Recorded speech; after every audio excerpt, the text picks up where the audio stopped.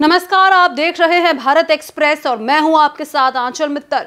दिल्ली के पॉश इलाके की एक कोठी जो मठ, आश्रम और मैनेजमेंट संस्थान थी, के अंदर संचालक स्वामी चैत्यानंद ने डर्टी गेम चलाया।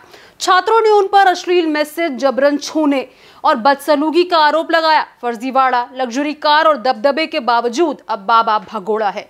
पुलिस उन्हें शहर शहर तलाश रही है। छात्राओं की हिम्मत ने पूरे खेल को उजागर किया और कानूनी कार्रवाई को मजबूर किया।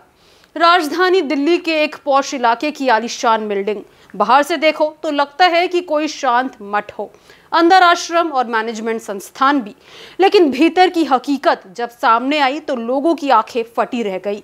ज्ञान और साधना की पाठशाला कहलाने वाली ये जगह डर्टी गेम्स की पाठशाला बन चुकी थी। सबसे हैरान करने वाली बात, इस डर्टी गेम का प्रिंसिपल वही शख्स निकला जिस पर पाठशाला के संचालक की जिम्मेदारी थी। स्वामी चैत्यानंद सरस्वती उर्फ पार्थ सारथी। अब उसकी अकड़, ठसक और रुवाब सब गायब हो चुका है। अब वो बस भगोड़ा है और उसकी तलाश में पुलिस लगी हुई है।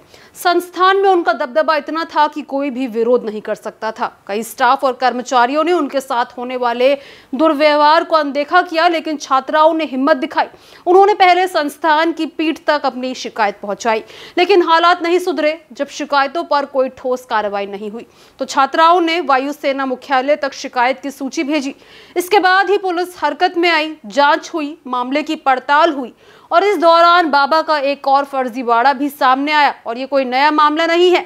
2009 में भी उनके चरित्र पर सवाल उठे थे, केस दर्ज हुआ था, लेकिन बाबा की ठसक कम नहीं हुई। पूरे संस्थान में उनका दबदबा था। स्टाफ और छात्राएं उनके खौफ से डरती थी। जांच में पता चला कि आश्रम में खड़ी लग्जरी वोल्वो कार का नंबर प्लेट फर्जी था। नंबर था 39UN1, राजनयिक नंबर प्लेट। इसके अलावा बाबा का बायोडेटा भी किसी फिल्म स्क्रिप्ट से कम नहीं। उसका दावा है कि उसने उस university of Chicago booth school of business से MBA और मैनेजमेंट में PhD की है, जहां के 10 छात्र अब तक अर्थशास्त्र का नोबेल पुरस्कार जीत चुके हैं। बाबा ने कई किताबें लिखी है और अंतर्राष्ट्रीय जर्नल में उनके शोध प्रकाशित हो चुके हैं। लेकिन कहते हैं ना, जब मति ही मारी जाती है तो पढ़ाई लिखाई और डिग्री का कोई फायदा नहीं। बाबा चैत्यानंद के साथ भी यही हुआ। अब तो उसकी डिग्री पर भी सवाल उठ रहे हैं। पूरे संस्थान में बाबा की हुकूमत ऐसी थी कि कोई भी उनके खिलाफ बोलने की हिम्मत नहीं करता था। छात्राओं को डराने, धमकाने, अश्लील मैसेज करने और गंदी भाषा इस्तेमाल करने की आदत उनकी दिनचर्या बन चुकी थी। स्टाफ भी इस डर्टी गेम का हिस्सा बन गया था।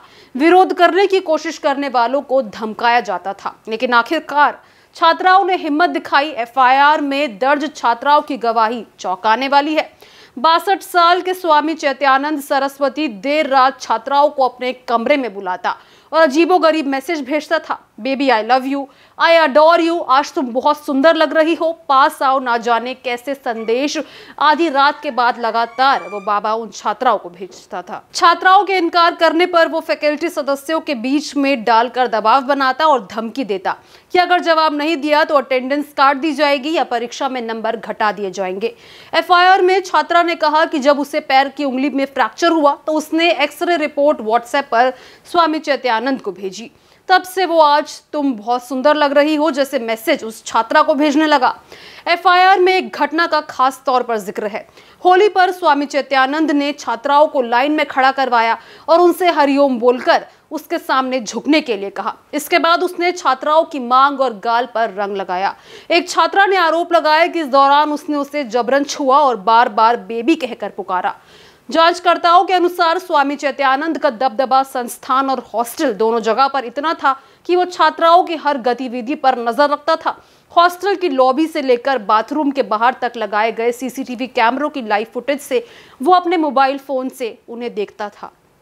आर्थिक रूप से कमजोर तबके की करीब 75 छात्राएं इस हॉस्टल में रहती थी और उन्हें ये अंदाजा तक नहीं था कि उनकी हर हरकत पर स्वामी चैत्यानंद की नजर रहती है। आज ये बाबा बस एक भगोड़ा है। पुलिस उन्हें खोज रही है। शहर शहर भागते और छिपते हुए वो लगातार अपनी पहचान बदल रहा है। तो इसको लेकर आपकी क्या राय है, कमेंट बॉक्स में जरूर शेयर करें। इसी खबर पर तमाम अपडेट्स के लिए हमारे चैनल को जरूर सब्सक्राइब करें।